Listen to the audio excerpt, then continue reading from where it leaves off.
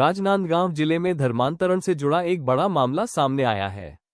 इस पूरे प्रकरण को सबसे पहले हिंदू जागरण मंच द्वारा उठाया गया था, जिसके बाद पुलिस ने गंभीरता से जांच शुरू की। जांच के दौरान दस्तावेज, डिजिटल उपकरण और संगठित नेटवर्क के संकेत मिले हैं। पुलिस का कहना है कि यह मामला केवल एक व्यक्ति तक सीमित नहीं है। विवेचना जारी है और आने वाले दिनों में और बड़े खुलासे संभव है। कि जो शिकायत 8 जनवरी 2026 को दर्ज हुई थी, यह शिकायत आपके संगठन के ओर से की गई थी या कहीं किसी और के द्वारा की गई थी? कितनी तारीख बताई आपने? 8 जनवरी। हाँ, 8 जनवरी 2026 को शिकायत हिंदू जागरण मंच के जिला संयोजक के नाते मैंने शिकायत दर्ज कराई थी सुकुलध्यान थाने में जाकर लगभग रात्रि 9 बजे। पुलिस द्वारा बताया गया है कि डेविड चाको के खिलाफ छत्तीसगढ़ धार्मिक स्वतंत्रता अधिनियम के 3, 4 और 5 के तहत मामला दर्ज हुआ है। क्या आप लोग इस कार्रवाई से संतुष्ट हैं? बिल्कुल संतुष्ट है और बहुत ही हर्ष का विषय है हमारे हिंदू समाज के लिए कि पहली बार इतनी बड़ी कार्रवाई देखने को मिली है। मैं एसपी मैडम का धन्यवाद देना चाहूंगा कि पहले भी कई बार धर्मांतरण के मुद्दे आए हैं, मगर इतनी बड़ी कार्रवाई राजनांदगांव में कभी नहीं हुई है। जांच में पाया गया है कि हजारों डॉलर कीमत के सोलर प्रोजेक्ट जब्त किए गए हैं। आपके अनुसार इसका उपयोग किस उद्देश्य से किया जाए? आपको नाम का जो व्यक्ति है खुद को पेंटा कोस्टल चर्च बिलासपुर का प्रतिनिधि अपने को बताता है।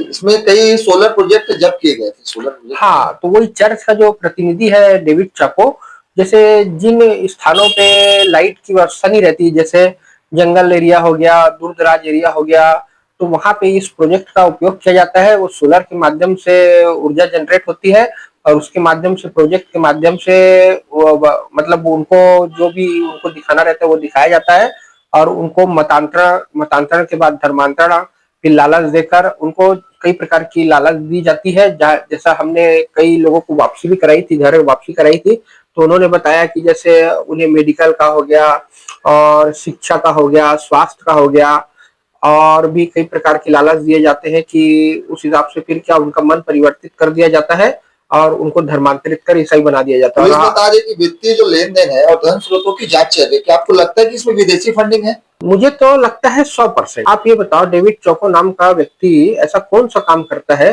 जो उसके पास इतने करोड़ों की संपत्ति बना रहा है, कई जगह प्लाट खरीद रहा है, कई जगह जमीन खरीद रहा है। उनके द्वारा विदेशी फंडिंग का तो सोर्स अब हमने लिखे, इनकी फंडिंग की जांच की जाए। और मुझे लगता है भाई, मैंने शिकायत में लिखवाया है, अब वो पुलिस द्वारा जो जांच की जाएगी तब पता किया जाएगा। ऐसा अस्पष्ट सूत्रों से पता चला है कि विदेशी फंडिंग जैसे कहीं केरल में आती होगी, फिर केरल के माध्यम से इधर आती होगी, या किसी भी माध्यम से डायरेक्ट इनडायरेक्ट माध्यम से इनके पास फंडिंग तो आती है। मगर मैं ये कहना चाहूंगा कि यह बहुत बड़ा मामला है। डेविड चाको मतलब ये धर्मांतरण का एक सरगना है और इसको अगर पुलिस सख्ती से कार्रवाई कर रही है तो बहुत अच्छी बात है। इसमें बहुत सारे राज खुलेंगे और जैसा प्रेस के माध्यम से मेरे को जानकारी मिली है कि इनके पास 8-10 सालों की आगे की प्लानिंग तय कर ली गई थी कि हमें किन लोगों को टारगेट करना है। इनके द्वारा टारगेट जो किया जाता है मतलब भिखारी बच्चों को या जो मतलब जो विधवाएं हो जाती है बहनों को या गरीब परिवार को, ऐसे परिवार को टारगेट किया जाता है जिनकी ये थोड़ी बहुत मदद कर और अपने धर्म का प्रलोभन मतलब कुछ भी लालच देकर धर्म परिवर्तन करा सके। 200 साल तक तो ईसाइयों ने राज किया ही है हमारे देश में, उसके बाद भी अगर ये लगातार चल रहा है, और ऐसा तो नहीं है कि पूरे देश में मालूम नहीं है। हमारी राज्य सरकार जो है विष्णुदेव साय जी की सरकार, इसमें अभी शीतकालीन सत्र में इस विधेयक को लाने वाली थी कि ला ली है, ये मुझे स्पष्ट जानकारी नहीं है, मगर इस विधेयक को धर्मांतरण के विरुद्ध जो विधेयक है वो पारित होने का है और इसमें कम से कम 10 साल की सजा का प्रावधान है। और मैं चाहूंगा कि इसमें कड़ी से कड़ी कार्रवाई हो और डेविड चाको के माध्यम से अगर पूरी लिंक जहां जहां तक मिलती है सभी के ऊपर बहुत कड़ी से कड़ी कार्रवाई हो, ताकि हमारा जो हिंदू समाज है वो कहाँ जाएगा। हमारा एक ये बताओ, विश्व की सबसे बड़ी आबादी वाला हिंदू समाज है, 150 करोड़ की आबादी जिसकी विश्व में है, 700 करोड़ में 150 करोड़ की आबादी हिंदुओं की है और उसका एक भी देश नहीं है। ईसाइयों के 125 देश का धर्मांतरित होकर बन गए और भी दूसरे समुदाय के देश बन गए, मगर हिंदुओं का हमारा एक भी देश पूरे में नहीं है। आज हिंदुस्तान को भी हिंदू राष्ट्र हम कह नहीं सकते, तो हम कहाँ जाएंगे। ये पुलिस जो जांच कर रही है उनका कहना निष्पक्ष और कर रहे हैं जांच को, तो आप मानते हैं पुलिस अपना काम अच्छे से कर रही है? मुझे तो पहली बार लग रहा है कि बहुत ही अच्छी जांच हो रही है, क्योंकि ये धर्मांतरण के मामले कई बार आए, कई बार गए और छोटे मोटे कार्रवाई में निपट जाते थे। मगर जिस हिसाब से इसमें अगर आईपीएस अधिकारियों को जांच का जिम्मा दिया गया है और आईपीएस अधिकारी जांच कर रहे हैं, तो मुझे ऐसा लगता है कि इसमें बहुत बड़ा नेटवर्क का खुलासा होगा। और यह जो व्यक्ति है, डेविड चाको नाम का जो व्यक्ति है, यह आधे समय तो अमेरिका में रहता है और आधे समय तो इंडिया में रहता है। इसके पासपोर्ट की जांच कराई जाए, ये जाता कहाँ है, मिलता कहाँ है, किससे मिलता है, इसके जो किससे संपर्क है। तो इसमें ऐसा लगता है कि मेरे को भारत राष्ट्रीय स्तर का एक बहुत बड़े नेटवर्क का खुलासा हो सकता है। आपका नाम? क्या कार्रवाई हुई?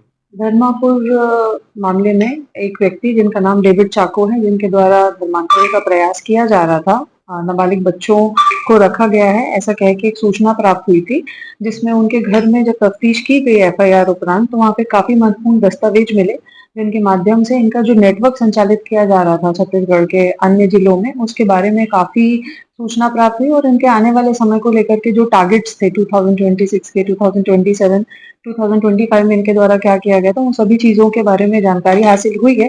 साथ ही सबसे बड़ी उपलब्धि पुलिस के लिए ये है कि इसमें काफी बड़े नेटवर्क का खुलासा हुआ है और उनके नाम, फोन नंबर्स पुलिस के पास आ गए हैं।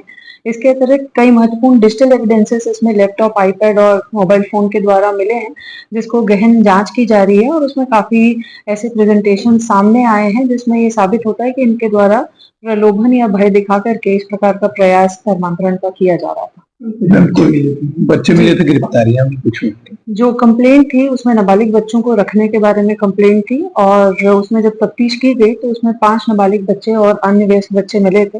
वो बच्चे सभी कांकेर, कोंडागांव, बालोद के रहने वाले थे। जैसे ही पता चला उसके बाद बच्चों को रेस्क्यू करके सीडब्ल्यूसी के हवाले किया गया और उसके उपरांत उनको उनके गृह जिले में भेजा गया। धर्मांतरण से पूरा मामला है, इसमें नेटवर्क का खुलासा हुआ है, अन्य लोगों की भी गिरफ्तारी? जी, इसमें अन्य जितने भी लोग सामने आए उनको नोटिस तामील करके बुलाया जा रहा है और उसमें एक गहन जांच की जाएगी कि किसकी क्या भूमिका थी। इनके द्वारा जिस रिहेबिलिटेशन और डी एडिक्शन सेंटर के नाम से अपने संस्थान को संचालित किया जा रहा था, परंतु जो डिजिटल एविडेंसेस में हमको मिले हैं कुछ साक्ष्य, उसमें ये बताया गया है कि एक फ्लोर उनका रेजिडेंशियल यूज के लिए, एक रिहेबिलिटेशन के लिए और थर्ड वाला चर्च के लिए यूज किया जा रहा था, जिसके संबंध में इनके पास कोई भी रजिस्ट्रेशन के डॉक्यूमेंट्स नहीं है।